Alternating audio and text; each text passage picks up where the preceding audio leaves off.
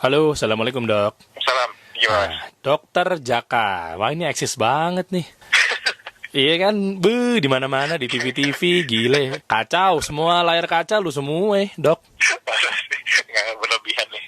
Iya beneran ya. Cuma tetap followersnya masih banyakan gue. Oh gitu. Enggak. Iya. Ya. Oke, gue mau nanya tentang COVID-19. Dan bermunculan juga dengan adanya Jerings SID, diskusi dengan dokter Tirta dan lain-lainnya. Itu adalah konspirasi versus realita rumah sakit, macam-macam lah pokoknya. Sebenarnya itu yang mau gue bahas sih. Emang sebegitunya ya, sampai-sampai katanya ini bikinan, settingan. Bukan settingan sih, konspirasi, kepentingan semata yang nantinya proyek berujung 5 triliun US dollar dan lain-lainnya. Itu gimana sih maksudnya? Ini virus ini beneran ada apa enggak sih? Oke, jadi kita menghadapi sesuatu yang tidak terlihat.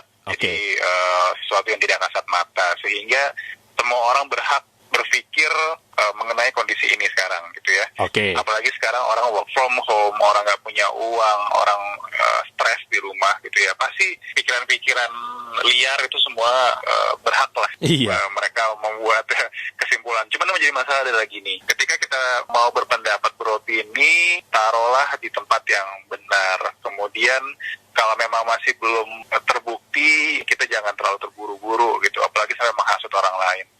Nah, ini kan teori-teori yang ada kan saat ini kan seperti itu. Oke, gitu kan. I see. Sehingga malah membuat orang malah bukannya hati-hati, sekarang malah semakin meremehkan. Itu yang kita khawatirkan. Gitu. Oke. Nah, sebenarnya yang paling mudah adalah ketika kita melihat penyakit ini, kita melihat korban jiwanya, kita melihat orang-orang di sekitar kita yang terkena, kita lihat beritanya gitu ya.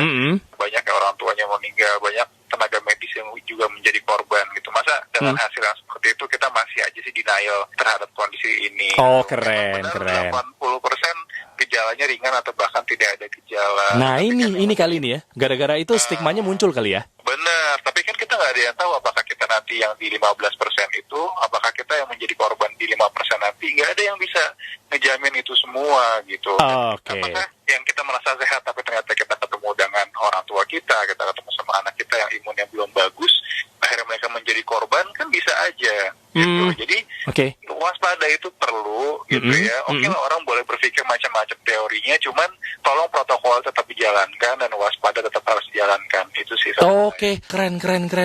Tapi gini, kan ada juga tuh yang lagi rame. Jadi memang sih ini virusnya oke lah, ada semacam flu gitu kan. Tapi ini sebetulnya nggak separah, so ekstrim yang kita bayangkan gitu. Kita nggak perlu lockdown atau apa-apa segala macam. Ya udah, aktivitas seperti normal, tetap jaga jarak dan lain-lainnya.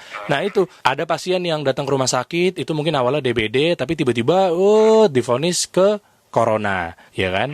Apakah jangan-jangan semua virus juga dinamakan corona? Nah ini gimana sih dok sebenarnya stigma ini? Oke, yang pertama dulu tadi ya. Jadi kita nggak ada yang tahu nih sampai berakhir sampai kapan. Berarti nggak ada tuh yang bilang bahwa ini akan ada Juni, Juli dan lain-lainnya. Oke, itu kan prediksi kalau kita melakukan hal ini dengan baik dan benar. Kita nggak ada yang tahu minggu depan tiba-tiba orang udah pada malas air keluar-keluar. Itu prediksi kalau kita menjalankan PSBB dengan baik. Oke.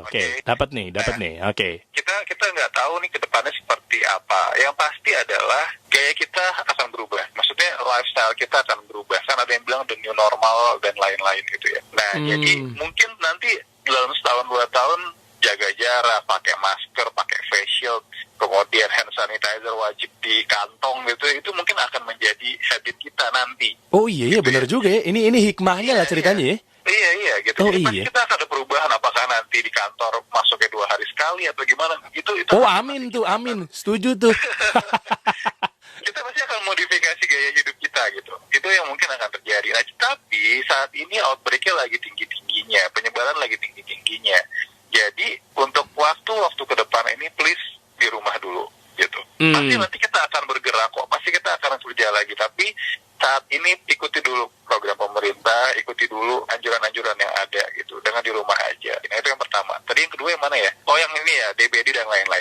Benar, dari DBD. Ini kan ada muncul konspirasi nih katanya nih, semua penyakit sekarang tiba-tiba digiring ke coronavirus. Dikit-dikit periksa, ada juga banyak komen-komen yang muncul di Instagram gue dan lain-lainnya lah ya. Gue awalnya sakitnya DBD, gue awalnya sakitnya ini, kok tiba-tiba langsung keluarnya corona. Makanya angkanya jadi bertambah tinggi kan, karena memang terdaftarnya itu adalah virusnya corona atau COVID-19. Nah maksudnya akhirnya semuanya jadi pada narik-narik nih. Wah, jangan-jangan bener nih teori konspirasinya nih, kebijakan semata nih, wah kepentingan inilah itu, oh panjang banget. Yang pemerintah keluarkan datanya, di-share ke kita semua, itu adalah data yang memang sudah terkonfirmasi. Oke. Data yang sudah memang virusnya ditemukan di badan kita. Itu benar. Berarti itu COVID-19. Itu benar pasti COVID-19. Karena alat pemeriksaan itu memang spesifik terhadap COVID. Oke. Nah, yang menjadi sangat banyak datanya adalah PDP atau pasien suspek gitu ya. Oke, I see. Masih dalam pengawasan. Nah, jadi kami tenaga medis atau dokter sekarang ini sering banget memang mem-PDP-kan pasien. Kenapa? Karena kita nggak mau kecolongan. Ketika ada satu pasien masuk ternyata dia COVID, dia satu bed dengan orang lain, satu kamar dengan orang lain gitu ya, atau dia dirawat oleh 10 dokter misalnya, 10 dokternya bisa terinfeksi. Gitu. Jadi kita melakukan prevention yang lebih awal dengan membuat kalimat suspek COVID. Oke. Nah, sampai apa? Sampai kita periksakan dan kita buktikan dia bukan COVID. Oke, gitu. Jadi saya mohon juga untuk masyarakat, tolong pahami kenapa kita sekarang mudah sekali meng-COVID-kan. Karena risikonya sangat besar bila memang positif. Yang kedua, COVID itu gejalanya memang sekarang kemana-mana menyerupainya gitu. Dia serupa dengan DBD, trombosit turun, demam gitu ya. Bahkan hasil pemeriksaan DBD pun bisa menjadi positif pada pasien COVID. Itu satu. Dia bisa menyerupai stroke karena dia menyebabkan kekentalan darah. Oh gitu. Menyebabkan penyembutan di kepala. Dia bisa menyebabkan penyumbatan di jantung menjadi seperti serangan jantung gitu. Jadi dia bisa membuat lesi di kulit kemerahan seperti cacar misalnya. Jadi segala sesuatu saat ini mengapa kita melakukan suspek terlebih dahulu sambil nanti kita evaluasi. Kita lihat trennya, lihat hasil darahnya, kita lihat ronsennya, oh ternyata enggak nih ini bukan COVID. Yaudah kita keluarkan dia, kita eksklusi dia dari suspek COVID gitu. Jadi kenapa banyak orang merasa kok gue dikit-dikit di COVID-in gitu ya. Iya, dikit-dikit di COVID-in. COVID kayaknya udah di-labelin banget kan. Iya, karena sekarang trennya semua COVID-minded. Jadi COVID dulu kita pikirin, kalau bukan oke, baru kita pikirin penyakit yang lain. Oh, tapi itu secara legal sah kayak gitu? Secara legal dengan keadaan pandemi saat ini itu sah.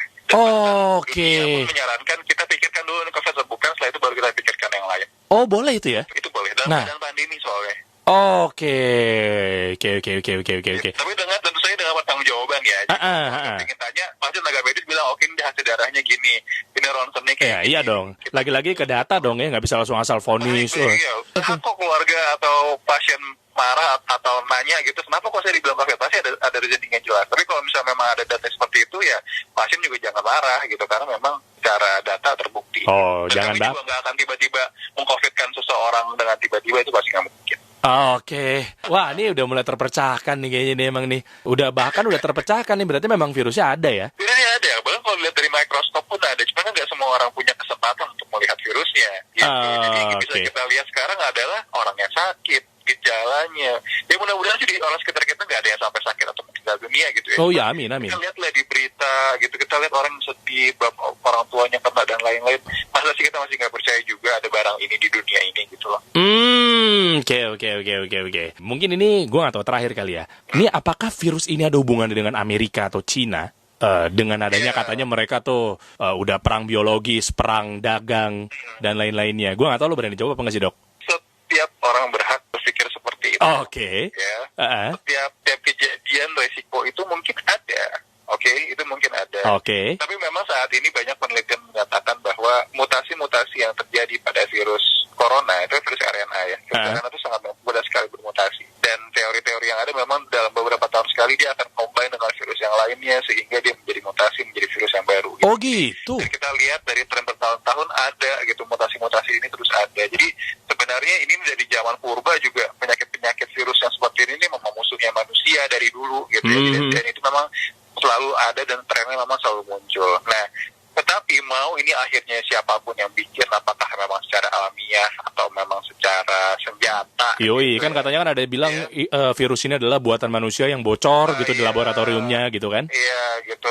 Tapi yang jelas sudahlah, masa bodoh dengan itu, lakukanlah preventif aja. Saat ini saling solidaritas, saling membantu, mengurangi proses penyebaran, itu deh yang dipikirin. Bener. Ngapain pikir-pikir panjang-panjang ke sana-sana? Sebenarnya sisi positifnya juga ada. Ketika lo udah mau itu nantinya buatan manusia, mau buatan kayak gimana yang namanya penyakit ujung-ujungnya, kalau memang kita udah menjaga diri, udah bersih dan lain-lainnya, untung juga tau buat kita kan? Iya, karena misalnya itu memang buatan Amerika atau Cina gitu, terus akhirnya kita bodo amat dan akhirnya malah berpergian dan lain-lain kan enggak. Keren. Kewaspadaan itu kan tetap harus dijalankan mau siapapun yang bikin. Iya, ujung-ujungnya kan itu kan sakit juga lah. Emang lu mau sakit? Iya. Mau namanya COVID ke ya, terserah ya.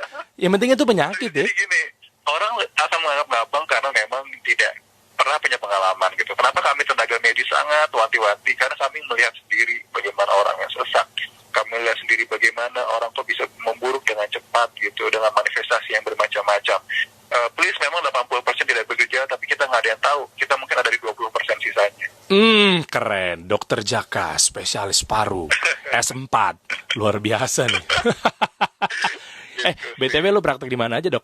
Kalau hari-hari sih di Darmais ya, Rumah Sakit Kanker Darmais, kemudian di Wisma Atlet juga, dan ada beberapa sih di swasta. Oh, banyak berarti. Duitnya udah banyak lah ya. Oke lah, aman lah. Sip. Iya. Terima kasih Dokter Jaka. Assalamualaikum warahmatullahi wabarakatuh. Waalaikumsalam.